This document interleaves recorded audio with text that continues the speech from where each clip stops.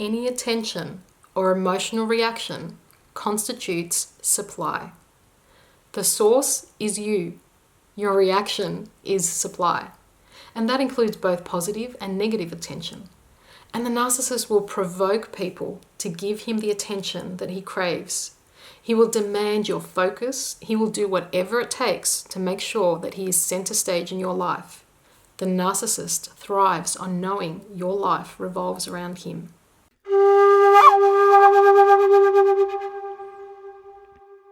Narcissistic supply refers to the source of validation that the narcissists crave. It's the fuel that supplies their ego. It's a concept first introduced in 1938 by the psychoanalyst Otto Venichel.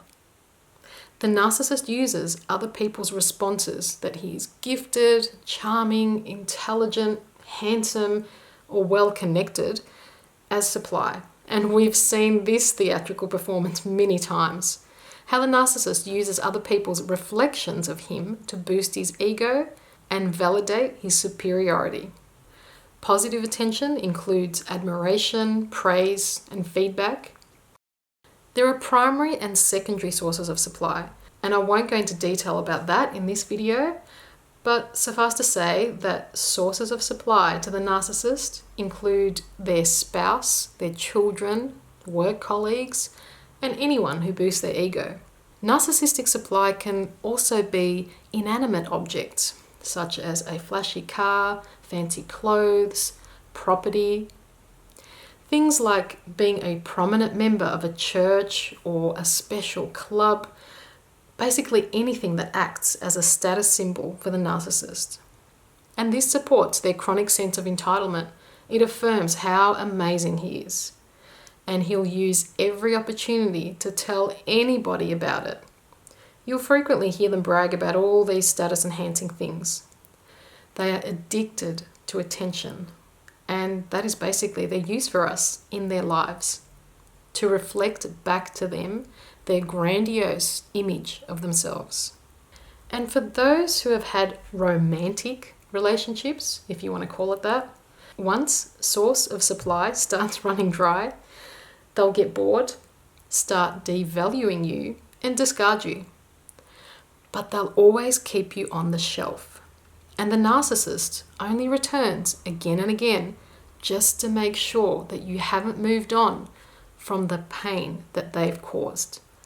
And he'll check for any evidence of distress, which still supplies the narcissist.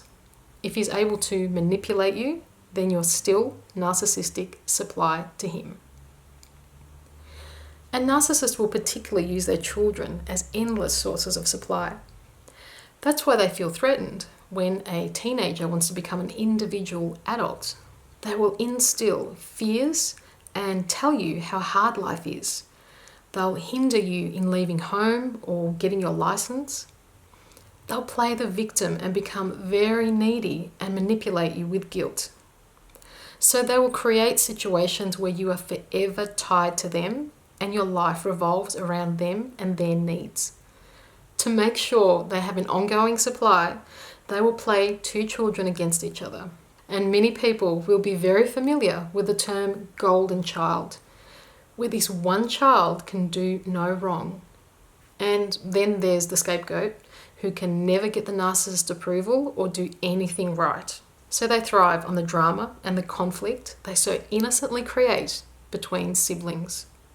And of course, they always offer help, which is a guise for continuously pulling your strings well into adulthood. Those of us who are sensitive often feel those strings attached to any of their so-called well-meaning offers to help, because this validates their control and that you still supply them what they need. Narcissists study your vulnerabilities and prey on your weaknesses, and they know exactly when and how to push your buttons. And your negative reaction is also a source of supply. So that includes making you angry, upset, confused, irritated, insecure, ashamed, guilty, fearful. They thrive when they mock you, humiliate you in front of others, and then say you're too sensitive, or that they didn't mean it that way. when they compare you to others and imply that you're not good enough, all of these reactions that they elicit from us, it's all very strategic and it's all supply. I heard a self-professed narcissist once say that they see us like appliances. They plug into and they get their supply. And it sounds unbearably insensitive to us, but I think most of us can recognize that cold, glazed look in their eye and the emotionally vacated shell that we sit next to, patiently waiting to feel some sort of comfort, affection, or any loving gesture. And then how quickly they switch on the charm so they can get another dose of supply. It's a really sad observation, but we all somehow think that our relationship with them will be the exception. But we realize years later, when we are depleted in more ways than one, that we were just another source of supply. In the next video, I'll discuss the specifics of how we energetically supply the narcissist, how those of us who are highly sensitive can more clearly identify when this is happening, why we may still be supply even after going no contact, and how we can take our power back. This is so much more than just what is occurring on the physical level, and we need to address this on an energetic level also.